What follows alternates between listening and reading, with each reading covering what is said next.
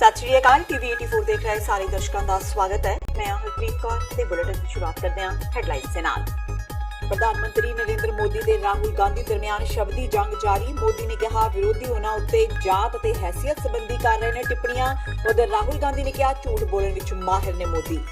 ਚੋਣ ਕਮਿਸ਼ਨ ਕੋਲ ਫਸੇ ਨਵਜੋਤ ਸਿੱਧੂ। ਬਿਹਾਰ ਦੇ ਕਟਿਹਾਰ ਵਿੱਚ ਇੱਕ ਬਿਆਨ ਤੋਂ ਭੜਕੇ ਭਾਜਪਾ ਸਮਰਥਕ ਸਿੱਧੂ ਤੇ ਲਾਏ ਦੋਸ਼। ਚੋਣ ਕਮਿਸ਼ਨ ਨੂੰ ਕੀਤੀ ਸ਼ਿਕਾਇਤ। ਕਿਹਾ ਕਿ ਸਿੱਧੂ ਨੇ ਮੁਸਲਮਾਨਾਂ ਨੂੰ ਭਾਜਪਾ ਵਿਰੁੱਧ ਲਾਮਬੰਦ ਹੋਣ ਲਈ ਭੜਕਾਇਆ। ਪੰਜਾਬ ਦੇ ਲੋਕਾਂ ਨੂੰ ਆਪਣੀਆਂ ਉਪਲਬਧੀਆਂ ਗਿਣਵਾਉਣ ਲਈ 1 ਲੱਖ ਵਲੰਟੀਅਰਾਂ ਦੀ ਫੌਜ ਨੂੰ ਘਰੋਂ ਘਰੀ ਭੇਜੇਗੀ ਆਮ ਆਦਮੀ ਪਾਰਟੀ। ਭਗਵੰਤ ਮਾਨ ਦਾ ਦਾਅਵਾ। ਪ੍ਰਚਾਰ ਦਾ ਸਭ ਤੋਂ ਸਟੀਕ ਤਰੀਕਾ ਹੈ ਵਲੰਟੀਅਰਾਂ ਤੇ ਲੋਕਾਂ ਦਰਮਿਆਨ ਰਾਬਤਾ। ਵੱਡੀ ਜਿੱਤ ਦਾ ਕੀਤਾ ਦਾਅਵਾ। ਮਹਾਵੀਰ ਜਯੰਤੀ ਮੌਕੇ ਪੰਜਾਬ ਸਰਕਾਰ ਵੱਲੋਂ ਵੱਡੀ ਕੁਤਾਹੀ। ਅਖਬਾਰਾਂ ਵਿੱਚ ਦਿੱਤੇ ਇਸ਼ਤਿਹਾਰ ਵਿੱਚ ਭਗਵਾਨ ਮਹਾਵੀਰ ਦੀ ਤਸਵੀਰ ਦੀ ਥਾਂ ਲਗਾਈ ਮਹਾਤਮਾ ਬੁੱਧ ਦੀ ਤਸਵੀਰ। ਜੈਨ ਭਾਈਚਾਰੇ ਵਿੱਚ ਗੁੱਸੇ ਦੀ ਲਹਿਰ। ਤੇ ਕੈਨੇਡਾ ਦੇ ਸਿੱਖਾਂ ਵੱਲੋਂ ਲਿਬਰਲ ਐਮਪੀਜ਼ ਨੂੰ ਸਰੀ ਵਿੱਚ ਹੋਣ ਵਾਲੀ ਖਾਲਸਾ ਡੇ ਪਰੇਡ ਤੇ ਨਾ ਬੋਲਣ ਦੇਣ ਦੇ ਫੈਸਲੇ ਨੇ ਚੁਕਾਈ ਕੈਨੇਡਾ ਸਰਕਾਰ। ਖਾਲਿਸਤਾਨੀ ਸਿੱਖਾਂ ਨੂੰ ਕੈਨੇਡਾ ਦੀ ਸੰਭਾਵੀ ਦਹਿਸ਼ਤਗਰਦੀ ਵਾਲੀ ਸੂਚੀ ਵਿੱਚ ਕੀਤਾ ਸੀ ਸ਼ਾਮਿਲ। ਦਬਾਅ ਤੋਂ ਬਾਅਦ ਮਾਰਿਆ ਯੂ ਟਰਨ। ਤੇ ਹੁਣ ਇਹਨਾਂ ਖਬਰਾਂ ਦਾ ਵਿਸਥਾਰ। ਮਹਾਰਾਸ਼ਟਰ ਦੇ ਸ਼ੋਲਾਪੁਰ ਵਿੱਚ ਇੱਕ ਚੋਣ ਰੈਲੀ ਨੂੰ ਸੰਬੋਧਨ ਕਰਦਿਆਂ ਪ੍ਰਧਾਨ ਮੰਤਰੀ ਨਰਿੰਦਰ ਮੋਦੀ ਨੇ ਵਿਰੋਧੀ ਸਿਆਸੀ ਪਾਰਟੀਆਂ ਤੇ ਹਮਲਾ ਬੋਲਦਿਆਂ ਕਿਹਾ ਕਿ ਪਛੜਿਆ ਹੋਣ ਕਾਰਨ ਕਾਂਗਰਸ ਉਹਨਾਂ ਨੂੰ ਗਾਲਾਂ ਦੇ ਰਹੀ ਹੈ। ਮੋਦੀ ਨੇ ਕਿਹਾ ਕਿ ਕਈ ਵਾਰ ਕਾਂਗਰਸ ਤੇ ਉਸਦੇ ਸਾਥੀਆਂ ਨੇ ਉਹਨਾਂ ਨੂੰ ਹੈਸੀਅਤ ਜਾਂ ਜਾਤ ਤੇ ਆਧਾਰਿਤ ਗਾਲਾਂ ਦਿੱਤੀਆਂ ਨੇ ਤੇ ਇਸ ਵਾਰ ਤਾਂ ਉਹਨਾਂ ਨੇ ਸਾਰੀਆਂ ਹੱਦਾਂ ਪਾਰ ਕਰ ਦਿੱਤੀਆਂ। ਹੁਣ ਉਹ ਪੂਰੇ ਪਛੜੇ ਭਾਈਚਾਰੇ ਨੂੰ ਹੀ ਚੋਰ ਕਹਿਣ ਲੱਗੇ ਨੇ। ਮੋਦੀ ਨੇ ਕਿਹਾ ਕਿ ਜਿਹੜੇ ਲੋਕ ਦਿੱਲੀ ਵਿੱਚ ਏਸੀ ਕਮਰਿਆਂ ਵਿੱਚ ਬੈਠ ਕੇ ਅੰਦਾਜ਼ੇ ਲਗਾਉਂਦੇ ਨੇ ਉਹਨਾਂ ਲੋਕਾਂ ਨੂੰ ਧਰਤੀ ਦੀ ਸੱਚਾਈ ਪਤਾ ਨਹੀਂ ਹੈ। ਉਹਨਾਂ ਕਿਹਾ ਕਿ ਉਹਨਾਂ ਨੂੰ ਹੁਣ ਸਮਝ ਆਇਆ ਹੈ ਕਿ ਸ਼ਰਦ ਰਾਓ ਨੇ ਮੈਦਾਨ ਕਿਉਂ ਛੱਡ ਦਿੱਤਾ। ਮੋਦੀ ਨੇ ਕਿਹਾ ਕਿ ਸ਼ਰਦ ਰਾਓ ਵੀ ਖਿਡਾਰੀ ਨੇ। ਉਹ ਹਵਾ ਦੀ ਦਿਸ਼ਾ ਜਾਣ ਲੈਂਦੇ ਨੇ। ਉਹ ਆਪਣਾ ਨੁਕਸਾਨ ਕਦੇ ਨਹੀਂ ਹੋਣ ਦਿੰਦੇ। अनेक बार कांग्रेस और उसके साथियों ने मेरी हैसियत बताने वाली, मेरी जाति बताने वाली गालियां देने में कोई कमी नहीं रखी है, लेकिन इस बार वो इससे भी आगे बढ़ गए हैं और पूरे पिछड़े समाज को ही चोर कहने लग गए हैं। अरे मुझे गाली दो, मैं कई वर्षों से बर्दाश्त करता आया हूं, कर लूंगा, लेकिन चाहे चौकीदार हो, समाज का पिछड़ा वर्ग हो, दलित हो, पीड़ित हो, शोषित हो, आदिवासी हो, अगर किसी को भी आपने अपमानित करने के लिए चोर कहने की हिम्मत की तो मोदी बर्दाश्त नहीं करेगा। ये देश कंडीशन कमरों में बैठ करके हिसाब लगाते हैं कि इसने इसको गले लगाया तो ऐसा हो जाएगा, उसने इसके साथ हाथ मिलाया तो ऐसा हो जाएगा, उसने इसकी सामने नजर मिलाई तो ऐसा हो जाएगा। उन लोगों को पता नहीं है धरती की सच्चाई क्या है।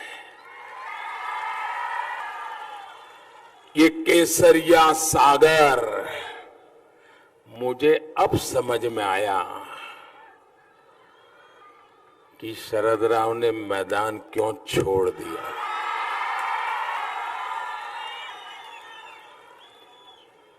क्योंकि शरद राव भी बड़े खिलाड़ी हैं। वो समय से पहले हवा का रुख समझ जाते हैं और वो ऐसा कभी कुछ नहीं करते जिसके कारण उनको और उनके परिवार को खरोच आ जाए और कोई बलि चढ़ जाए तो चढ़ जाए। वो कभी अपने आप का नुकसान नहीं होने देते। ਕੇਰਲ ਦੇ ਵਾਇਨਾਡ ਵਿੱਚ ਕਾਂਗਰਸ ਪ੍ਰਧਾਨ ਤੇ ਉਮੀਦਵਾਰ ਰਾਹੁਲ ਗਾਂਧੀ ਨੇ ਥਿਰੂਨੇਲੀ ਮੰਦਿਰ ਵਿੱਚ ਪੂਜਾ ਪਾਠ ਕਰਨ ਮਗਰੋਂ ਚੋਣ ਰੈਲੀ ਨੂੰ ਸੰਬੋਧਨ ਕਰਦਿਆਂ ਪ੍ਰਧਾਨ ਮੰਤਰੀ ਨਰਿੰਦਰ ਮੋਦੀ ਤੇ ਨਿਸ਼ਾਨਾ ਲਗਾਇਆ। ਰਾਹੁਲ ਗਾਂਧੀ ਨੇ ਕਿਹਾ ਕਿ ਉਹ ਪ੍ਰਧਾਨ ਮੰਤਰੀ ਵਾਂਗ ਨਹੀਂ ਤੇ ਉਹ ਇੱਥੇ ਲੋਕਾਂ ਨਾਲ ਝੂਠ ਬੋਲਣ ਨਹੀਂ ਆਏ। ਰਾਹੁਲ ਨੇ ਕਿਹਾ ਕਿ ਉਹ ਉਹਨਾਂ ਦੀ ਸਮਝ, ਗਿਆਨ ਤੇ ਸਿੱਖਿਆ ਦਾ ਸਤਿਕਾਰ ਕਰਦੇ ਨੇ। ਆਪਣੇ ਸੰਬੋਧਨ ਦੌਰਾਨ ਰਾਹੁਲ ਨੇ ਕਿਹਾ ਕਿ ਉਹ ਲੋਕਾਂ ਨਾਲ ਕੁਝ ਮਹੀਨਿਆਂ ਦਾ ਰਿਸ਼ਤਾ ਨਹੀਂ ਬਲਕਿ ਜੀਵਨ ਭਰ ਦਾ ਰਿਸ਼ਤਾ ਬਣਾਉਣਾ ਚਾਹੁੰਦੇ ਨੇ। ਰਾਹੁਲ ਗਾਂਧੀ ਨੇ ਪੀਐਮ ਮੋਦੀ ਵੱਲ ਇਸ਼ਾਰਾ ਕਰਦਿਆਂ ਕਿਹਾ ਕਿ ਉਹ ਇੱਥੇ ਮਨ ਦੀ ਗੱਲ ਕਰਨ ਨਹੀਂ ਆਏ, ਸਗੋਂ ਉਹ ਤਾਂ ਇੱਥੇ ਇਹ ਸਮਝਣ ਲਈ ਆਏ ਨੇ ਕਿ ਲੋਕਾਂ ਦੇ ਦਿਲ ਤੇ ਆਤਮਾ ਦੇ ਅੰਦਰ ਕੀ ਹੈ। And it is the love and affection and the spirit of Kerala and Wayanad that is going to show Mr. Narendra Modi exactly what this country is about. Bravery. I'm also aware that you have a travel ban over here at night. And I understand the difficulty it causes people. And I commit to working with you to resolving this problem as soon as possible. Punjab ਦੇ cabinet ਮੰਤਰੀ ਤੇ ਕਾਂਗਰਸ ਦੇ star ਪ੍ਰਚਾਰਕ ਨਵਜੋਤ ਸਿੰਘ ਸਿੱਧੂ ਨੇ ਬਿਹਾਰ ਵਿੱਚ ਚੋਣ ਪ੍ਰਚਾਰ ਦੌਰਾਨ ਵਿਵਾਦਿਤ ਬਿਆਨ ਦੇ ਕੇ ਮੁਸ਼ਕਿਲ ਖੜੀ ਕਰ ਲਈ ਹੈ। ਚੋਣ ਕਮਿਸ਼ਨ ਨੇ ਸਿੱਧੂ ਦੇ ਬਿਆਨ ਤੇ ਨੋਟਿਸ ਲੈ ਲਿਆ ਹੈ। ਬਿਆਨ ਤੋਂ ਬਾਅਦ ਸਿੱਧੂ ਖਿਲਾਫ ਕਟਿਹਾਰ ਥਾਣੇ ਵਿੱਚ ਚੋਣ ਜ਼ਾਬਤੇ ਦੀ ਉਲੰਘਣਾ ਦਾ ਮਾਮਲਾ ਦਰਜ ਕਰ ਲਿਆ ਗਿਆ ਹੈ। ਸਿੱਧੂ ਨੇ ਬਿਹਾਰ ਦੇ ਕਟਿਹਾਰ ਵਿੱਚ ਰੈਲੀ ਦੌਰਾਨ ਸੋਮਵਾਰ ਨੂੰ ਪ੍ਰਧਾਨ ਮੰਤਰੀ ਨਰਿੰਦਰ ਮੋਦੀ ਨੂੰ ਹਰਾਉਣ ਲਈ ਮੁਸਲਿਮ ਭਾਈਚਾਰੇ ਤੋਂ ਭਾਰੀ ਗਿਣਤੀ ਵਿੱਚ ਨਿਕਲ ਕੇ ਕਾਂਗਰਸ ਪੱਖੀ ਵੋਟਾਂ ਪਾਉਣ ਦੀ ਅਪੀਲ ਕੀਤੀ ਸੀ। ਸਿੱਧੂ ਦਾ ਇਹ ਬਿਆਨ ਮੰਗਲਵਾਰ ਨੂੰ ਕਈ ਟੀਵੀ ਚੈਨਲਾਂ ਤੇ ਦਿਖਾਇਆ ਗਿਆ। ਭਾਜਪਾ ਨੇ ਸਿੱਧੂ ਦੇ ਇਸ ਵਿਵਾਦਿਤ ਬਿਆਨ ਨੂੰ ਚੋਣ ਕਮਿਸ਼ਨ ਦੁਆਰਾ ਨੋਟਿਸ ਵਿੱਚ ਲੈਣ ਦੀ ਮੰਗ ਕੀਤੀ। ਸਿੱਧੂ ਦੇ ਇਸ ਵਿਵਾਦਿਤ ਬਿਆਨ ਨੂੰ ਲੈ ਕੇ ਕਟਿਹਾਰ ਜ਼ਿਲ੍ਹਾ ਪ੍ਰਸ਼ਾਸਨ ਨੇ ਰਿਪੋਰਟ ਮੰਗੀ ਹੈ। ਵਧੀਕ ਮੁੱਖ ਚੋਣ ਅਧਿਕਾਰੀ ਸੰਜੇ ਕੁਮਾਰ ਸਿੰਘ ਨੇ ਕਿਹਾ ਕਿ ਰਿਪੋर्ट मिलन मगरों सिद्धू खिलाफ लोड़ींदी कार्रवाई की जाएगी। मेरे मुसलमान भाई जितने भी हैं वो ये मेरी पगड़ी है। आप सब लोग पंजाब में भी काम करने जाते हो और पंजाब में आपको हमारी तरफ से प्यार मिलता है। मेहमान जो हमारा होता है वो जान से प्यारा होता है। अगर आपको कोई दिक्कत हो पंजाब में, मैं मंत्री हूं, जिस दिन पंजाब आइएगा सिद्धू को अपने साथ खड़ा पाइएगा, कंधे से कंधा मिला के खड़ा। लेकिन मैं आपको चेतावनी देने आया हूं, बहनों भाइयों, ये बांट रहे हैं आपको मुस्लिम भाइयों, ये यहां पे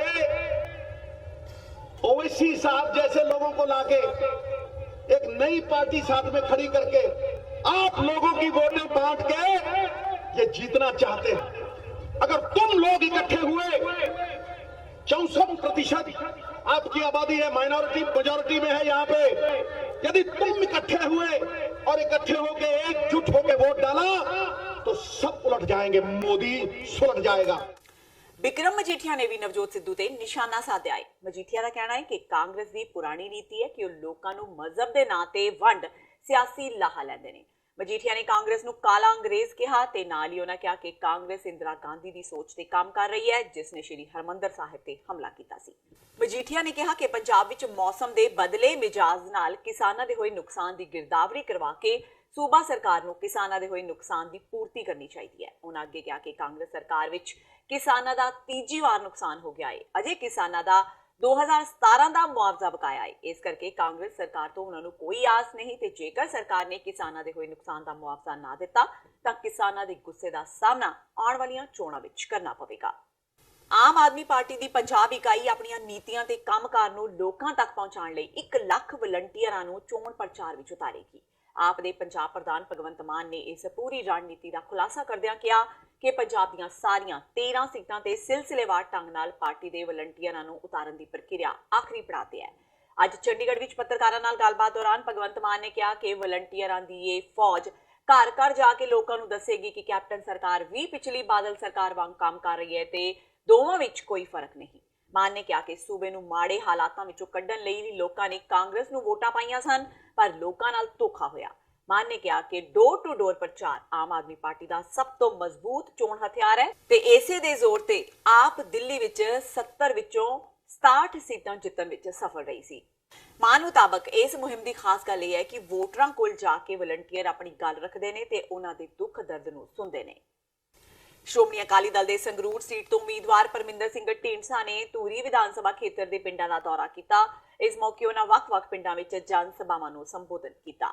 ਪਰਮਿੰਦਰ ਸਿੰਘ ਢੀਂਡਸਾ ਨੇ ਆਮ ਆਦਮੀ ਪਾਰਟੀ ਤੇ ਬੋਲਦਿਆਂ ਕਿਹਾ ਕਿ ਆਮ ਆਦਮੀ ਪਾਰਟੀ ਨੇ ਪਹਿਲਾਂ ਸਾਰੀਆਂ ਪਾਰਟੀਆਂ ਨਾਲ ਗੱਠਜੋੜ ਕਰਨ ਦੀ ਕੋਸ਼ਿਸ਼ ਕੀਤੀ ਪਰ ਹੁਣ ਜਦੋਂ ਗੱਠਜੋੜ ਨਹੀਂ ਹੋਇਆ ਤਾਂ ਇਹ ਐਲਾਨ ਕਰ ਦਿੱਤਾ ਕਿ ਪੰਜਾਬ ਵਿੱਚ ਆਮ ਆਦਮੀ ਪਾਰਟੀ ਇਕੱਲਿਆਂ ਹੀ ਚੋਣਾਂ ਲੜੇਗੀ।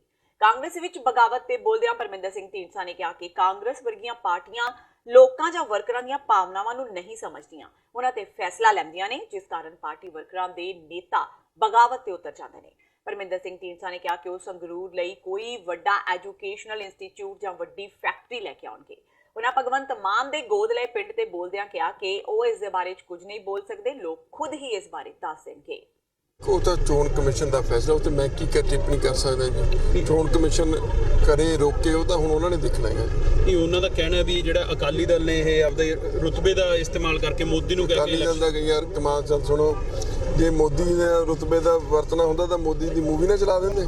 ਉਹਨਾਂ ਦੀ ਆਪਦੀ ਮੂਵੀ ਜਿਹੜੀ ਹੈ ਉਹ ਤੇ ਰੋਕ ਲਾ ਦਿੱਤੀ ਹੈ ਇਲੈਕਸ਼ਨ ਤੱਕ। ਸੋ ਕੋਈ ਇਲੈਕਸ਼ਨ ਕਮਿਸ਼ਨ ਤੇ ਕਿਸੇ ਦਾ ਪ੍ਰਭਾਵ ਨਹੀਂ ਚੱਲਦਾ। ਇਲੈਕਸ਼ਨ ਕਮਿਸ਼ਨ ਇੱਕ ਨਿਰਪੱਖ ਹੈ ਤੇ ਹੁਣ ਉਹਨਾਂ ਦਾ ਵੀ ਜਾਣ ਦਾ ਹੱਕ ਹੈ। ਉਹਦੀ ਗੱਲ ਕੋਈ ਬੰਦਾ ਰੱਖ ਸਕਦਾ ਜਾ ਕੇ। ਕਰਤਾਰਪੁਰ ਕੋਰੀਡੋਰ ਨੂੰ ਲੈ ਕੇ ਭਾਰਤ ਪਾਕਿਸਤਾਨ ਦੇ ਜਿਹੜੇ ਤਕਨੀਕੀ ਵਿਸ਼ੇਸ਼জ্ञ ਉਹਨਾਂ ਦੀ ਬੈਠਕ ਹੋਈ ਹੈ ਜੀ, ਕੀ ਲੱਗਦਾ ਵੀ ਕਰਤਾਰਪੁਰ ਕੋਰੀਡੋਰ ਦਾ ਜਿਹੜਾ ਮਸਲਾ ਕਦੋਂ ਤੱਕ ਇਹ ਜਿਹੜਾ ਹੈ? ਨਹੀਂ, ਲੋਕਾਂ ਤੇ ਹੈ ਵੀ ਗੁਰੂ ਮਹਾਰਾਜ ਜੀ, ਗੁਰੂ ਨਾਨਕ ਦੇਵ ਜੀ ਮਹਾਰਾਜ ਦੀ ਜੋ ਜਨਮ ਸ਼ਤਾਬਦੀ ਹੈ ਉਦੋਂ ਤੱਕ ਇਹ ਮੁਕੰਮਲ ਹੋ ਜਾਣਾ ਚਾਹੀਦਾ, ਤਾਂ ਕਿ ਲੋਕ ਉਦੋਂ ਕਰਤਾਰਪੁਰ ਸਾਹਿਬ ਦਰਸ਼ਨ ਲਈ ਜਾ ਸਕਣ। ਮੇਨ ਤਾਂ ਸਾਰਿਆਂ ਦੀ ਇਹੀ ਭਾਵਨਾ ਹੈ ਤੇ ਸਾਨੂੰ ਉਮੀਦ ਹੈ ਵੀ ਉਸ ਤੱਕ ਜਿਹੜਾ ਸਾਰਾ ਕੰਮ ਮੁਕੰਮਲ ਹੋ ਜਾਵੇ। ਸੰਗਰੂਰ ਲੋਕ ਸਭਾ ਸੀਟ ਤੋਂ ਕਾਂਗਰਸੀ ਉਮੀਦਵਾਰ ਕੇਵਲ ਸਿੰਘ ਢਿੱਲੋਂ ਵੱਲੋਂ ਧੂਰੀ ਵਿਧਾਨ ਸਭਾ ਹਲਕੇ ਵਿੱਚ ਪਾਰਟੀ ਵਰਕਰਾਂ ਨਾਲ ਮੀਟਿੰਗ ਕਰਦਿਆਂ ਕਿਹਾ ਗਿਆ ਕਿ ਉਹਨਾਂ ਦੀ ਲੜਾਈ ਨਰਿੰਦਰ ਮੋਦੀ ਨਾਲ ਹੈ, ਜਿਨ੍ਹਾਂ ਨੇ ਦੇਸ਼ ਨੂੰ ਤਬਾਹ ਕਰਕੇ ਰੱਖ ਦਿੱਤਾ ਤੇ ਕੇਂਦਰ 'ਚ ਕਾਂਗਰਸ ਦੀ ਸਰਕਾਰ ਲਿਆਉਣਾ ਉਹਨਾਂ ਦਾ ਮੁੱਖ ਮਕਸਦ ਹੈ। ਕੇਵਲ ਢਿੱਲੋਂ ਨੇ ਕਿਹਾ ਕਿ ਪੰਜਾਬ ਦੇ ਮੁੱਖ ਮੰਤਰੀ ਕੈਪਟਨ ਅਮਰਿੰਦਰ ਸਿੰਘ ਨੇ ਖਜ਼ਾਨੇ ਦੀ ਹਾਲਤ ਠੀਕ ਨਾ ਹੋਣ ਦੇ ਬਾਵਜੂਦ ਲੋਕਾਂ ਨਾਲ ਕੀਤੇ ਕਈ ਵਾਅਦੇ ਪੂਰੇ ਕੀਤੇ ਨੇ ਤੇ ਕਈ ਵਿਕਾਸ ਕਾਰਜ ਕਰਵਾਏ ਨੇ। ਕਾਂਗਰਸ ਸਰਕਾਰ ਇਸ ਵਾਰ ਲੋਕ ਸਭਾ ਚੋਣਾਂ ਵਿਕਾਸ ਦੇ ਮੁੱਦਿਆਂ ਤੇ ਲੜ ਰਹੀ ਹੈ। ਉਹਨਾਂ ਸੋਸ਼ਲ ਮੀਡੀਆ ਤੇ ਚੱਲ ਰਹੇ ਕਾਂਗਰਸ ਨੂੰ ਵੋਟ ਨਾ ਪਾਉਣ ਦੇ ਬਿਆਨ ਤੇ ਕਿਹਾ ਕਿ ਉਹ ਸਭ ਕੁਝ ਤੋੜ ਮਰੋੜ ਕੇ ਜਾਣਬੁੱਝ ਕੇ ਕੀਤਾ ਜਾ ਰਿਹਾ ਹੈ।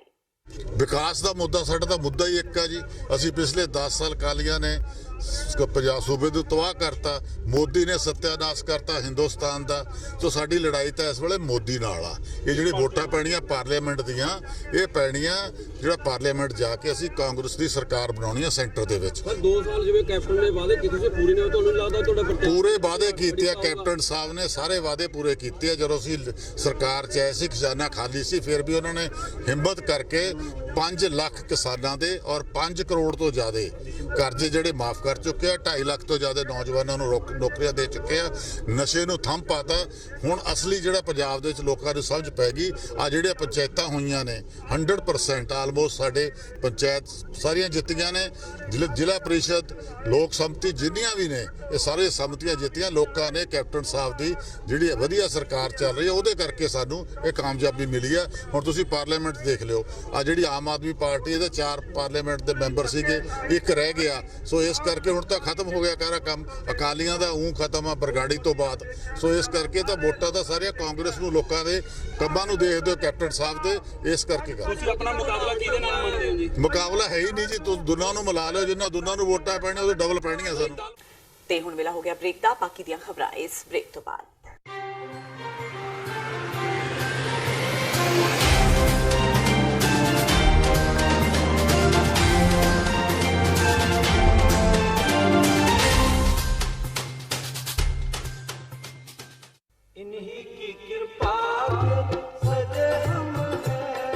ਗੁਰਦੁਆਰਾ ਸ਼੍ਰੀ ਗੁਰੂ ਹਰਗੋਬਿੰਦ ਸਾਹਿਬ ਗ੍ਰੀਨਵੁੱਡ ਇੰਡੀਆਨਾ ਵਿਖੇ ਖਾਲਸਾ ਸਾਜਨਾ ਦਿਵਸ ਨੂੰ ਸਮਰਪਿਤ ਵਿਸ਼ੇਸ਼ ਸਮਾਗਮ 19, 20 ਤੇ 21 ਅਪ੍ਰੈਲ 2019 ਨੂੰ ਕਰਵਾਏ ਜਾ ਰਹੇ ਨੇ।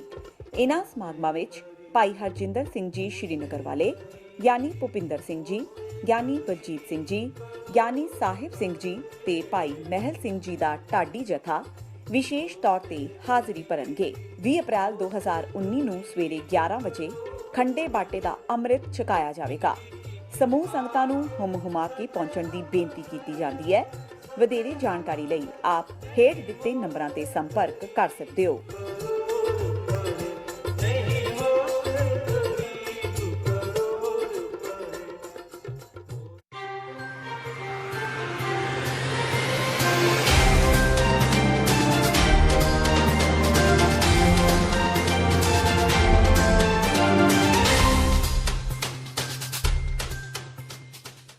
ਬ੍ਰੇਕ ਤੋਂ ਬਾਅਦ ਟੀਵੀ 84 ਦੇ ਖਬਰਾਂ ਦੇ ਬੁਲੇਟਿਨ ਵਿੱਚ ਸਵਾਗਤ ਹੈ। ਵਾਧਿਆ ਅਗਲੀ ਖਬਰ ਵੱਲ। ਖਡੂਰ ਸਾਹਿਬ ਸੀਟ ਹੱਥੋਂ ਖੁੰਝਣ ਤੋਂ ਬਾਅਦ ਸੀਨੀਅਰ ਕਾਂਗਰਸੀ ਆਗੂ ਇੰਦਰਜੀਤ ਸਿੰਘ ਜ਼ੀਰਾ ਨੇ ਹਾਈ ਕਮਾਨ ਤੋਂ ਹੁਣ ਫਿਰੋਜ਼ਪੁਰ ਦੀ ਟਿਕਟ ਮੰਗੀ ਹੈ। ਇਸ ਦੇ ਚਲਦਿਆਂ ਜ਼ੀਰਾ ਪਾਰਟੀ ਆਲਾ ਕਮਾਨ ਨਾਲ ਮੁਲਾਕਾਤ ਵੀ ਕਰ ਰਹੇ ਨੇ। ਨਵੀਂ ਦਿੱਲੀ ਵਿੱਚ ਗੱਲਬਾਤ ਕਰਦਿਆਂ ਜ਼ੀਰਾ ਨੇ ਕਿਹਾ ਕਿ ਉਹ ਸੁਖਬੀਰ ਬਾਦਲ ਨੂੰ ਫਿਰੋਜ਼ਪੁਰ ਵਿੱਚ ਹਰਾਉਣਾ ਚਾਹੁੰਦੇ ਨੇ। ਜ਼ੀਰਾ ਨੇ ਕਿਹਾ ਕਿ ਫਿਰੋਜ਼ਪੁਰ ਵਿੱਚ ਬਰਗਾੜੀ ਦਾ ਮਾਮਲਾ ਵੀ ਗਰਮਾਇਆ ਹੋਇਆ ਹੈ ਤੇ ਲੋਕਾਂ ਵਿੱਚ ਅਕਾਲੀ ਦਲ ਪ੍ਰਤੀ ਰੋਸ ਹੈ। ਇਸ ਲਈ ਉਹ ਮੁੱਖ ਮੰਤਰੀ ਕੈਪਟਨ ਅਮਰਿੰਦਰ ਸਿੰਘ ਨਾਲ ਮੁਲਾਕਾਤ ਕਰਕੇ ਵੀ ਇਸ ਸੰਬੰਧੀ ਗੱਲਬਾਤ ਕਰਨਗੇ। ਉਹਨਾਂ ਕਿਹਾ ਕਿ ਜੇਕਰ ਹਾਈ ਕਮਾਨ ਉਹਨਾਂ ਨੂੰ ਫਿਰੋਜ਼ਪੁਰ ਦੀ ਟਿਕਟ ਦਿੰਦਾ ਹੈ ਤਾਂ ਉਹ ਰਾਣਾ ਗੁਰਮੀਤ ਸਿੰਘ ਸੋਢੀ ਤੇ ਸ਼ੇਰ ਸਿੰਘ ਕੁਬਾਇਆ ਨੂੰ ਵੀ ਨਾਲ ਲੈ ਕੇ ਚੱਲਣਗੇ। ਪਾਰਟੀ ਦਾ ਵੀ ਧੰਨਵਾਦ ਕੀਤਾ ਜੋ ਤੁਹਾਡਾ ਫੈਸਲਾ ਹੈ ਸਿਰ ਮੱਥੇ ਪ੍ਰਵਾਨ। ਪਰ ਮੈਂ ਉਸ ਤੋਂ ਬਾਅਦ ਹਜ਼ੂਰ ਸਾਹਿਬ ਚਲਾ ਗਿਆ। ਅੱਜ ਮੈਂ 10ਵੇਂ ਦਿਨ ਮੁੜਿਆ, 7 ਤਰੀਕ ਤੋਂ ਗਿਆ ਸੀ ਤੇ ਮੈਂ 10ਵੇਂ ਦਿਨ ਮੁੜਿਆ। ਮੈਂ ਟੈਲੀਫੋਨ ਤੇ ਹਾਈ ਕਮਾਂਡ ਨਾਲ ਸੰਪਰਕ ਕੀਤਾ ਕਿ ਮੈਨੂੰ ਫਿਰੋਜ਼ਪੁਰ ਤੋਂ ਲੜਾਇਆ ਜਾਵੇ, ਕਿਉਂਕਿ ਉਸ ਸੀਟ ਤੋਂ ਮੈਂ 2 ਵਾਰ ਪਾਰਲੀਮੈਂਟ ਦਾ ਇਲੈਕਸ਼ਨ ਲੜ ਚੁੱਕਿਆ। ਇੱਕ ਵਾਰ 85 ਦੇ ਵਿੱਚ ਅਕਾਲੀ ਦਲ ਦੀ ਟਿਕਟ ਤੇ ਇੱਕ ਵਾਰ ਆਜ਼ਾਦ ਦੇ ਤੌਰ ਤੇ। ਔਰ 2.5 ਲੱਖ ਵੋਟ ਉੱਥੇ ਮੇਰੀ ਬਰਾਦਰੀ ਲਾਹੌਰੀਆ ਬਰਾਦਰੀ ਦੀ ਹੈ। ਬਾਕੀ ਵੀ ਜਿਹੜੇ ਕਮੋਦ ਸਿੰਘ ਬਰਾਦਰੀ ਹੈ, ਰਹਿ ਸਿੱਖ ਬਰਾਦਰੀ ਹੈ, ਉਹਨਾਂ ਨਾਲ ਮੇਰਾ ਪਰਸਨਲ ਪਿਆਰ ਹੈ। MLA ਸਾਰਿਆਂ ਨਾਲ ਵੀ ਮੇਰਾ ਪਰਸਨਲ ਪਿਆਰ ਹੈ। ਇਸ ਕਰਕੇ ਸਾਡੀ ਲੜਾਈ 98 ਤੋਂ ਲੈ ਕੇ ਜੀਰਾ ਪਰਿਵਾਰ ਦੀ ਸੁਖਬੀਰ ਸਿੰਘ ਬਾਦਲ ਨਾਲ, ਪ੍ਰਕਾਸ਼ ਸਿੰਘ ਬਾਦਲ ਨਾਲ ਬੜੀ ਤਿੱਖੀ ਰਹੀ। ਮੇਰੇ ਬੇਟੇ ਤੇ ਵੀ ਉਹਨਾਂ ਬੜੇ ਪਰਚੇ ਕਰਾਏ ਨੇ, ਮੇਰੇ ਤੇ ਵੀ 307 ਦਾ ਪਰਚਾ ਕਰਾਇਆ, ਮੈਂ ਹੁਣ ਬਰੀ ਹੋਇਆ ਉਹਦੇ ਵਿੱਚ। ਇਸ ਲਈ ਲੜਾਈ ਕਿਸਾਨੀ ਲਈ ਲੜੀ ਮੈਂ, ਤੇ ਮੇਰਾ ਹੱਕ ਬਣਦਾ। ਇੱਕ ਪੰਥਕ ਸੀਟ ਵੀ ਹੈ ਕਿ ਇੱਕ ਬਗਰਾੜੀ ਕਾਂਡ ਹੋਇਆ ਸੀ, ਗੁਰੂ ਗ੍ਰੰਥ ਸਾਹਿਬ ਦੀ ਬੇਅਦਬੀ ਹੋਈ ਸੀ, ਨੌਜਵਾਨ ਸ਼ਹੀਦ ਹੋਏ ਸੀ, ਉਹਦਾ ਵੀ ਬੜਾ ਵੱਡਾ ਅਸਰ ਹੈ।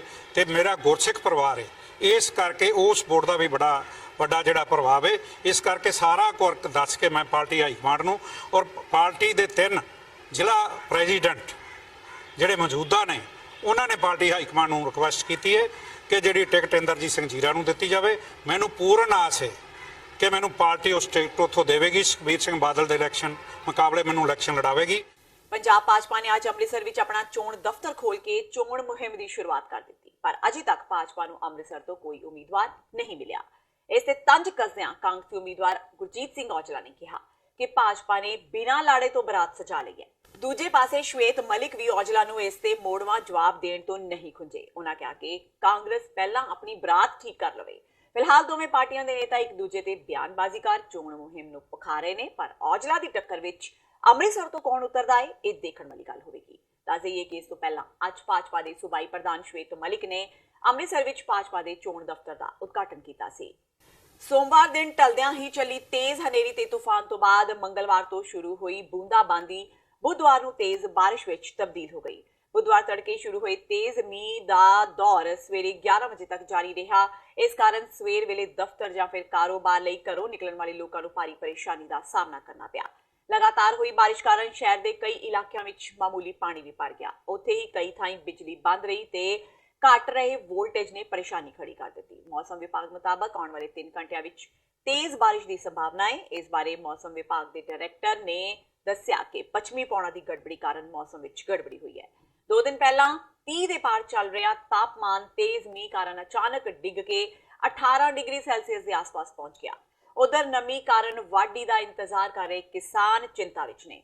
ਕਈ ਇਲਾਕਿਆਂ ਵਿੱਚ ਤਾਂ ਤਿਆਰ ਫਸਲ ਬਾਰਿਸ਼ ਕਾਰਨ ਬੁਰੀ ਤਰ੍ਹਾਂ ਪ੍ਰਭਾਵਿਤ ਹੋਈ ਹੈ। ਹਾਂਜੀ, ਬਾਰਿਸ਼ ਕਰਕੇ ਕਿੱਲੇ ਮਗਰ 4 ਕੁਇੰਟਲ ਜਾਂ 3 ਕੁਇੰਟਲ ਦੇ ਮੰਨ ਕੇ ਚੱਲੋ ਜੀ। ਬਿਲਕੁਲ ਤਿਆਰ ਸੀ। ਆ 5-7 ਦਿਨ ਨੂੰ ਵਾਢੀ ਪੈ ਜਾਣੀ ਜੀ ਕਣਕ ਦੀ। ਹੁਣ ਘੱਟ ਤੋਂ ਘੱਟ ਨਹੀਂ 10 ਦਿਨ ਵਾਢੀ ਲੇਟ ਪਊ, 6-7 ਦਿਨ ਵਾਢੀ ਲੇਟ ਹੋਣੀ, ਸਮੇਂ ਉਦੋਂ ਪਹਿਲਾਂ ਪੈਣੀ। ਕਿਉਂ ਹੁਣ ਮੌਸਮ ਸਲਾਬਾ ਹੋ ਗਿਆ ਜੀ। ਗੁਹਾਰ ਤਾਂ ਇਹ ਜੀ ਮਾਮਜੋ ਦੇਣਾ ਦੇ ਜ਼ਿਮੀਦਾਰ ਤਾਂ ਅੱਗੇ ਭੁੰਜੇ ਲੱਗਿਆ ਪਿਆ, ਥੱਲੇ ਲੱਗਿਆ ਪਿਆ, ਕਰਜ਼ੇ ਜੀ ਮਾਰਿਆ ਪਿਆ।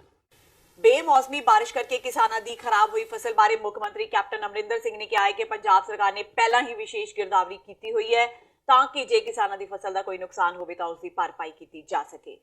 ਉਹਨਾਂ ਕਿਸਾਨਾਂ ਨੂੰ ਬਣਦਾ ਮੁਆਵਜ਼ਾ ਦੇਣ ਦਾ ਭਰੋਸਾ ਜਤਾਇਆ ਹੈ। ਪੰਜਾਬ ਵਿੱਚ ਬਾਰਿਸ਼ ਤੇ ਹਨੇਰੀ ਨਾਲ ਕਿਸਾਨਾਂ ਦੀ ਫਸਲ ਦਾ ਕਾਫੀ ਨੁਕਸਾਨ ਹੋਇਆ ਹੈ। ਕਿਸਾਨਾਂ ਨੂੰ ਖਦਸ਼ਾ ਹੈ ਕਿ ਚੋਣ ਜ਼ਾਬਤਾ ਲੱਗਾ ਹੋਣ ਕਰਕੇ ਸਰਕਾਰ ਉਹਨਾਂ ਨੂੰ ਮੁਆਵਜ਼ਾ ਨਹੀਂ ਦੇਵੇਗੀ।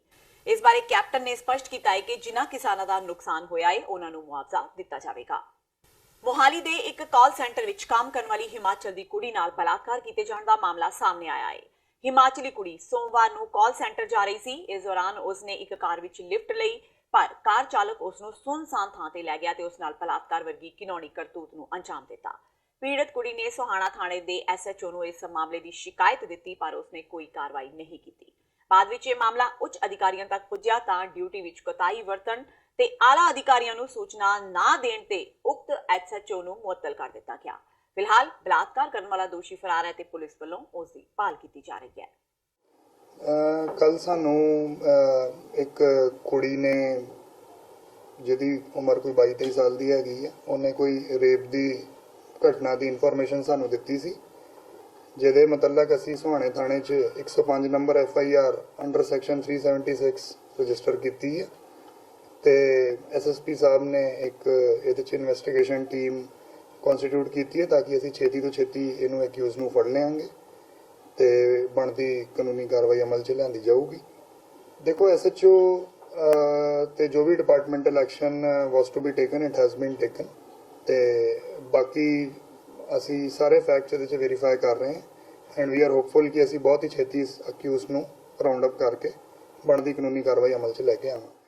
ਸਿੱਖਾਂ ਵੱਲੋਂ ਲਿਬਰਲ MPs ਨੂੰ ਸਰੀ ਵਿੱਚ ਹੋਣ ਵਾਲੀ ਖਾਲਸਾ ਡੇ ਪਰੇਡ ਤੇ ਨਾ ਬੋਲਣ ਦੇਣ ਦੇ ਫੈਸਲੇ ਨੇ ਕੈਨੇਡਾ ਸਰਕਾਰ ਨੂੰ ਕੈਨੇਡਾ ਦੀ ਚਰਚਿਤ ਸੇਫਟੀ ਰਿਪੋਰਟ ਮਾਮਲੇ ਵਿੱਚ ਯੂ ਟਰਨ ਲੈਣ ਲਈ ਮਜਬੂਰ ਕਰ ਦਿੱਤਾ ਹੈ, ਜਿਸ ਵਿੱਚ ਖਾਲਿਸਤਾਨੀ ਸਿੱਖਾਂ ਨੂੰ ਕੈਨੇਡਾ ਲਈ ਸੰਭਾਵੀ ਦਹਿਸ਼ਤਗਰਦੀ ਖਤਰਿਆਂ ਵਾਲੀ ਸੂਚੀ ਵਿੱਚ ਬਗੈਰ ਕਿਸੇ ਸਬੂਤ ਤੋਂ ਸ਼ਾਮਿਲ ਕਰ ਲਿਆ ਗਿਆ ਸੀ। ਜ਼ਿਕਰਯੋਗ ਹੈ ਕਿ BC ਗੁਰਦੁਆਰਾ ਕੌਂਸਲ ਦੇ ਮੁੱਖ ਬੁਲਾਰੇ ਤੇ ਗੁਰਦੁਆਰਾ ਦਸ਼ਮੇਸ਼ ਦਰਬਾਰ ਸਰੀ ਦੇ ਮੁੱਖ ਸੇਵਾਦਾਰ ਮਨਿੰਦਰ ਸਿੰਘ ਨੇ 11 ਅਪ੍ਰੈਲ ਨੂੰ ਇੱਕ ਪੱਤਰਕਾਰ ਮਿਲਣੀ ਦੌਰਾਨ ਇਹ ਐਲਾਨ ਕੀਤਾ ਸੀ ਕਿ ਸੇਫਟੀ ਰਿਪੋਰਟ ਉੱਤੇ ਕੋਈ ਟੁਕਵੀਂ ਕਾਰਵਾਈ ਨਾ ਕੀਤੇ ਜਾਣ ਦੇ ਇਵਜ਼ ਵਿੱਚ ਇਹ ਫੈਸਲਾ ਲਿਆ ਗਿਆ ਹੈ ਕਿ ਲਿਬਰਲ MPs ਨੂੰ ਸਟੇਜਾਂ ਤੇ ਨਹੀਂ ਬੋਲਣ ਦਿੱਤਾ ਜਾਵੇਗਾ। ਇਸ ਘਟਨਾਕ੍ਰਮ ਨੂੰ ਕੈਨੇਡਾ ਦੇ ਸਿੱਖਾਂ ਵੱਲੋਂ ਇਸ ਮਾਮਲੇ ਵਿੱਚ ਪਹਿਲੀ ਕੋਸ਼ਿਸ਼ ਸਰ ਕਰ ਲਏ ਜਾਣ ਵਜੋਂ ਵੇਖਿਆ ਜਾ ਰਿਹਾ ਹੈ। ਉਧਰ ਸ਼੍ਰੋਮਣੀ ਅਕਾਲੀ ਦਲ ਅੰਮ੍ਰਿਤਸਰ ਦੇ ਕੈਨੇਡਾ ਈਸਟ ਦੇ ਪ੍ਰਧਾਨ ਸੁਖਮਿੰਦਰ ਸਿੰਘ ਹੰਸਰਾ ਨੇ ਆਪਣਾ ਪ੍ਰਤੀਕਰਮ ਦਿੰਦਿਆਂ ਕਿਹਾ ਕਿ ਭਾਵੇਂ ਕੈਨੇਡਾ ਸਰਕਾਰ ਨੇ ਆਪਣੀ ਭੁੱਲ ਸੁਧਾਰਨ ਦੀ ਕੋਸ਼ਿਸ਼ ਕੀਤੀ ਹੈ, ਪਰ ਅਜੇ ਵੀ ਬਹੁਤ ਸਾਰੇ ਸਵਾਲ ਬਾਕੀ ਨੇ ਜਿਨ੍ਹਾਂ ਦਾ ਜਵਾਬ ਕੈਨੇਡਾ ਦੀ ਸਰਕਾਰ ਕੋਲੋਂ ਲੈਣਾ ਬਾਕੀ ਹੈ, ਜਿਵੇਂ ਕਿ ਸਿੱਖਾਂ ਦਾ ਨਾਮ ਇਸ ਰਿਪੋਰਟ ਵਿੱਚ ਕਿੰਨਾ ਕਾਰਨਾਂ ਕਰਕੇ ਪਾਇਆ ਗਿਆ ਸੀ ਤੇ ਜੋ ਬਦਨਾਮੀ ਕੌਮ ਦੀ ਹੋਈ ਹੈ ਉਸ ਦੀ ਭਰਪਾਈ ਕਿਵੇਂ ਹੋਵੇਗੀ। ਵਾਹਿਗੁਰੂ ਜੀ ਕਾ ਖਾਲਸਾ, ਵਾਹਿਗੁਰੂ ਜੀ ਕੀ ਫਤਿਹ। ਕੈਨੇਡਾ ਦੀ ਫੈਡਰਲ ਸਰਕਾਰ ਨੇ ਪਿਛਲੇ ਦਿਨੀ ਦਸੰਬਰ 2018 ਦੇ ਵਿੱਚ 2018 ਦੀ ਐਨੂਅਲ ਪਬਲਿਕ ਸੇਫਟੀ ਰਿਪੋਰਟ ਕੱਢੀ ਸੀ, ਜਿਸ ਦੇ ਵਿੱਚ ਉਹਨਾਂ ਨੇ ਬਿਨਾਂ ਮਤਲਬ ਤੋਂ, ਬਿਨਾਂ ਸਬੂਤ, ਬਿਨਾਂ ਤੱਥਾਂ ਦੀ ਗੈਰ ਹਾਜ਼ਰੀ ਦੇ ਵਿੱਚ ਸਿੱਖ ਖਾਲਿਸਤਾਨੀ ਐਕਸਟ੍ਰੀਮਿਜ਼ਮ ਅੱਤਵਾਦ ਦੇ ਨਾਲ ਜੋੜ ਕੇ ਕਿਹਾ ਕਿ ਜਿਨ੍ਹਾਂ ਅੱਤਵਾਦੀ ਤਾਕਤਾਂ ਤੋਂ ਸਾਨੂੰ ਖਤਰਾ ਹੈ ਉਸ ਸੂਚੀ ਵਿੱਚ ਸਿੱਖਾਂ ਨੂੰ ਵੀ ਰੱਖਿਆ ਗਿਆ। ਇਹ ਕੁਦਰਤੀ ਸੀ ਕਿ ਇਸ ਦਾ ਵਿਰੋਧ ਕੈਨੇਡੀਅਨ ਸਿੱਖ ਸਿਟੀਜ਼ਨਸ ਨੇ ਕੀਤਾ ਅਤੇ ਵੱਖ-ਵੱਖ ਸੰਸਥਾਵਾਂ ਨੇ ਇਹਦੇ ਵਿਰੋਧ ਦੇ ਵਿੱਚ ਆਪਣੇ ਪ੍ਰੋਟੈਸਟ ਕੀਤੇ, ਕਈ ਤਰ੍ਹਾਂ ਦੇ ਚਿੱਠੀਆਂ ਲਿਖ ਕੇ ਪ੍ਰੋਟੈਸਟ ਕੀਤੇ, ਸੈਮੀਨਾਰਸ ਕੀਤੇ, ਟਾਊਨ ਹਾਲਸ ਕੀਤੀਆਂ, ਪੈਨਲਸ ਬਹਾਏ, ਡਿਸਕਸ਼ਨਾਂ ਕੀਤੀਆਂ, ਈਮੇਲ ਕੈਂਪੇਨਸ ਹੋਈਆਂ। ਫਲਸਰੂਪ ਪ੍ਰੈਸ਼ਰ ਨਾ ਚੱਲਦੇ ਹੋਏ ਫੈਡਰਲ ਗਵਰਨਮੈਂਟ ਨੇ ਇਸ ਹਫ਼ਤੇ ਉਸ ਇਤਰਾਜ਼ਯੋਗ ਵਿਵਾਦਗ੍ਰਸਤ ਰਿਪੋਰਟ ਦੇ ਵਿੱਚੋਂ ਸਿੱਖ ਅਤੇ ਖਾਲਿਸਤਾਨੀ ਲਫ਼ਜ਼ ਹਟਾ ਲਏ ਹਨ। ਇਸ ਨੂੰ ਮੈਂ ਇੱਕ ਜਿੱਤ ਸਮਝਦਾ ਹਾਂ ਅਤੇ ਸਮੁੱਚੇ ਭਾਈਚਾਰੇ ਨੂੰ ਇਸ ਦੀ ਵਧਾਈ ਦਿੰਦਾ ਹਾਂ, ਕਿਉਂਕਿ ਇਹ ਕਿਸੇ ਇੱਕ ਆਰਗੇਨਾਈਜੇਸ਼ਨ ਜਾਂ ਇੱਕ ਵਿਅਕਤੀ ਨਹੀਂ ਬਲਕਿ ਸਮੁੱਚੀ ਕਮਿਊਨਿਟੀ ਦੇ ਵੱਲੋਂ ਇਹਦੇ ਉੱਤੇ ਪ੍ਰੈਸ਼ਰ ਪਾਇਆ ਗਿਆ ਸੀ। ਪਰ ਅਜੇ ਮੁੱਦਾ ਉਸੇ ਤਰ੍ਹਾਂ ਹੀ ਖੜਾ ਹੈ। ਉਹ ਇਹ ਹੈ ਕਿ ਉਹ ਕਿਹੜੇ ਕਾਰਨ ਸਨ ਜਿਨ੍ਹਾਂ ਕਾਰਨਾਂ ਕਰਕੇ ਕੈਨੇਡਾ ਦੀ ਫੈਡਰਲ ਸਰਕਾਰ ਨੇ ਇਹ ਜੋ ਇਹੋ ਜਿਹੇ ਤੱਥ ਬਿਲਕੁਲ ਬਿਨਾਂ ਕਿਸੇ ਕਾਰਨ ਇਸ ਰਿਪੋਰਟ ਦੇ ਵਿੱਚ ਸ਼ਾਮਿਲ ਕੀਤੇ। ਕਿਹੜੀਆਂ ਤਾਕਤਾਂ ਦੇ ਹੱਥਾਂ ਦੇ ਵਿੱਚ ਖੇਡ ਕੇ ਕੈਨੇਡਾ ਦੀ ਗਵਰਨਮੈਂਟ ਨੇ ਇਹ ਕੀਤਾ, ਇਹ ਆਉਣ ਵਾਲੇ ਦਿਨਾਂ ਦੇ ਵਿੱਚ ਡਿਬੇਟ ਚੱਲਦੀ ਰਹੇਗੀ। ਇਸ ਦੇ ਨਾਲ ਨਾਲ ਹੁਣ ਜਿਹੜਾ ਹੈਡਿੰਗ ਉਹਨਾਂ ਨੇ ਇਸ ਪੈਰਾਗ੍ਰਾਫ ਦਾ ਬਣਾਇਆ ਹੈ, ਉਹਦੇ ਵਿੱਚ ਬੇਸਿਕਲੀ ਉਹਨਾਂ ਨੇ ਇਹ ਕਹਿਣ ਦੀ ਕੋਸ਼ਿਸ਼ ਕੀਤੀ ਆ ਕਿ ਜਿਹੜੀਆਂ ਤਾਕਤਾਂ ਭਾਰਤ ਦੇ ਵਿੱਚ ਆਪਣੀ ਆਜ਼ਾਦ ਸਟੇਟ ਸਥਾਪਿਤ ਕਰਨ ਦੇ ਲਈ ਵਾਇਲੈਂਸ ਕਰਨਗੀਆਂ, ਉਹਨਾਂ ਨੂੰ ਅਸੀਂ ਅੱਤਵਾਦੀ ਗਰਦਾਨਾਂਗੇ ਬੇਸਿਕਲੀ। ਸੋ ਮੈਂ ਇਹ ਵੀ ਜਾਣਨਾ ਚਾਹੁੰਦਾ ਕਿ ਠੀਕ ਆ, ਕੈਨੇਡੀਅਨ ਕਦਰਾਂ ਕੀਮਤਾਂ ਬਿਲਕੁਲ ਵਾਇਲੈਂਟ ਬਿਹੇਵੀਅਰ ਨੂੰ ਬਰਦਾਸ਼ਤ ਨਹੀਂ ਕਰਦੀਆਂ। This is how we are as a Canadian. ਤੇ ਫਿਰ ਇਕੱਲਾ ਇੰਡੀਆ ਹੀ ਕਿਉਂ? ਸਾਰੇ ਸੰਸਾਰ ਦੇ ਵਿੱਚ ਕਿਤੇ ਵੀ ਕੋਈ ਇਨਸਾਨ ਆਪਣੇ ਪੋਲੀਟੀਕਲ ਗੇਨਸ ਨੂੰ ਹਾਸਲ ਕਰਨ ਦੀ ਖਾਤਰ ਅਗਰ ਉਹ ਵਾਇਲੈਂਸ ਨੂੰ ਰਿਜ਼ੋਰਟ ਕਰਦਾ ਹੈ ਤਾਂ ਫਿਰ ਗਵਰਨਮੈਂਟ ਆਫ ਕੈਨੇਡਾ ਉਹਨੂੰ ਕੰਡੈਮ ਕਰਨਾ ਚਾਹੀਦਾ ਹੈ ਤੇ ਕਰੇ ਵੀ। ਪਰ ਪਿਨ ਪੁਆਇੰਟ ਕਰਕੇ ਇੰਡੀਆ ਆਪਣੀ ਇਸ ਰਿਪੋਰਟ ਦੇ ਵਿੱਚ ਦਰਜ ਕਰਨਾ, ਇੱਥੋਂ ਲੱਗਦਾ ਹੈ ਕਿ ਇੰਡੀਆ ਦੀ ਅਜੇ ਵੀ ਪਿੱਠ ਪੂਰ ਰਹੀ ਹੈ ਕੈਨੇਡਾ ਦੀ ਸਰਕਾਰ। So the question remains, why the government of Canada is pandering to India, under what circumstances, and ਮਜਬੂਰੀ ਕੀ ਹੈ? ਹਰੇਕ ਸਾਲ ਕੈਨੇਡੀਅਨ ਗਵਰਨਮੈਂਟ ਇੱਕ ਰਿਪੋਰਟ ਕਰਦੀ ਹੈ ਜਿਹਦੇ ਵਿੱਚ top 5 terrorist threats to Canada ਉਹਦੇ ਵਿੱਚ ਲਿਸਟ ਕੀਤੇ ਜਾਂਦੇ ਆ। ਕਈ ਸਾਲਾਂ ਤੋਂ ਇਹ ਰਿਪੋਰਟ ਨਿਕਲ ਆ ਰਹੀ ਹੈ ਤੇ ਕਦੀ ਵੀ ਸਿੱਖ ਕੌਮ ਜਾਂ ਸਿੱਖ ਭਾਈਚਾਰੇ ਦਾ ਨਾਂ ਇਹਦੇ ਵਿੱਚ ਨਹੀਂ ਆਇਆ। ਦਸੰਬਰ 2018 ਦੇ ਵਿੱਚ ਜਿਹੜੀ ਰਿਪੋਰਟ ਨਿਕਲੀ ਉਹਦੇ ਵਿੱਚ ਸਿੱਖ ਖਾਲਿਸਤਾਨੀ ਐਕਸਟ੍ਰੀਮਿਜ਼ਮ ਦਾ ਜ਼ਿਕਰ ਕੀਤਾ ਗਿਆ 3 ਥਾਵਾਂ ਤੇ ਰਿਪੋਰਟ ਦੇ ਵਿੱਚ। ਇੱਕ ਐਗਜ਼ੀਕਿਊਟਿਵ ਸਮਰੀ ਦੇ ਵਿੱਚ, ਇੱਕ ਜਿਹੜਾ ਪ੍ਰਿੰਸੀਪਲ ਥ੍ਰੈਟ ਜਿਹੜਾ ਨੰਬਰ 1 ਥ੍ਰੈਟ ਕੈਨੇਡਾ ਨੂੰ ਆ, ਇੱਕ ਛੋਟੇ ਜਿਹੇ ਪੈਰਾਗ੍ਰਾਫ ਦੇ ਵਿੱਚ ਉਹਦੇ ਥੱਲੇ ਵੀ ਲਿਖਿਆ ਗਿਆ, ਤੇ ਇੱਕ ਪੂਰਾ ਸੈਕਸ਼ਨ, ਪੂਰਾ ਪੈਰਾਗ੍ਰਾਫ ਜਿਹੜਾ ਆ ਸਿੱਖਾਂ ਦੇ ਉੱਤੇ ਵੀ ਲਿਖਿਆ ਗਿਆ। ਇਹ ਜਿੰਨੀ ਵੀ ਇਹਨਾਂ ਨੇ ਵਿੱਚ ਰਿਪੋਰਟ ਤੇ ਸਿੱਖਾਂ ਬਾਰੇ ਗੱਲ ਲਿਖੀਆਂ ਹੈ, ਸਾਰੇ ਐਬਸੈਂਸ ਆਫ ਐਵੀਡੈਂਸ ਦੇ ਵਿੱਚ ਲਿਖੀਆਂ ਗਈਆਂ, ਕੋਈ ਵੀ ਪ੍ਰੂਫ ਜਿਹੜਾ ਇਹ ਵਿੱਚ ਨਹੀਂ ਦਿੱਤਾ ਗਿਆ। ਸਿੱਖ ਭਾਈਚਾਰੇ ਨੇ ਤੇ ਸਿੱਖ ਆਰਗੇਨਾਈਜੇਸ਼ਨਸ ਨੇ ਕੈਨੇਡਾ ਭਰ ਦੇ ਵਿੱਚ ਇਸ ਗੱਲ ਨੂੰ ਚੁੱਕਿਆ। ਵੱਖ-ਵੱਖ ਸ਼ਹਿਰਾਂ ਦੇ ਵਿੱਚ ਲਿਬਰਲ MP ਦੇ ਜਿਹੜੇ ਸਿਟਿੰਗ ਸਰਕਾਰ ਆ ਉਹਨਾਂ ਦੇ ਨਾਲ ਮੀਟਿੰਗਾਂ ਹੋਈਆਂ। ਇੱਕ ਮੀਟਿੰਗ ਜਨਵਰੀ 21 ਨੂੰ ਮਿਨਿਸਟਰ ਰਾਲਫ ਗੋਡੇਲ ਜਿਹੜੇ ਕਿ ਪਬਲਿਕ ਸੇਫਟੀ ਮਿਨਿਸਟਰ ਆ, ਜਿਨ੍ਹਾਂ ਦੇ ਆਫਿਸ ਤੋਂ ਇਹ ਰਿਪੋਰਟ ਨਿਕਲਦੀ ਆ, ਉਹਨਾਂ ਦੇ ਨਾਲ ਵੀ ਹੋਈ ਔਟਾਵਾ ਦੇ ਵਿੱਚ।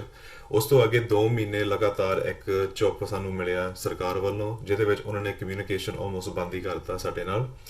ਉਹਨੂੰ ਦੇਖਦੇ ਹੋਇਆ ਤੇ ਉਹਦੇ ਨਜ਼ਰ ਰੱਖਦੇ ਹੋਇਆ ਅਸੀਂ ਇੱਕ ਟਾਊਨ ਹਾਲ ਮੀਟਿੰਗ ਜਿਹੜੀ ਕਿ ontario ਦੇ ਵਿੱਚ ਰੱਖੀ ਗਈ, ਬਰੈਂਪਟਨ ਦੇ ਵਿੱਚ। 2 ਜਿਹੜੀਆਂ ਉੱਥੇ ਗੁਰਦੁਆਰੇ ਦੇ ਕਾਉਂਸਲਸ ਆ, ਉਹਨਾਂ ਨੇ ਦੋਨੇ ਇਕੱਠੇ ਹੋ ਕੇ ਇਹ ਮੀਟਿੰਗ ਉੱਥੇ ਰੱਖੀ। 400 ਦੇ ਤਕਰੀਬ ਕਮਿਊਨਿਟੀ ਮੈਂਬਰਸ ਨੇ ਉਹਦੇ ਵਿੱਚ ਭਾਗ ਲਿਆ।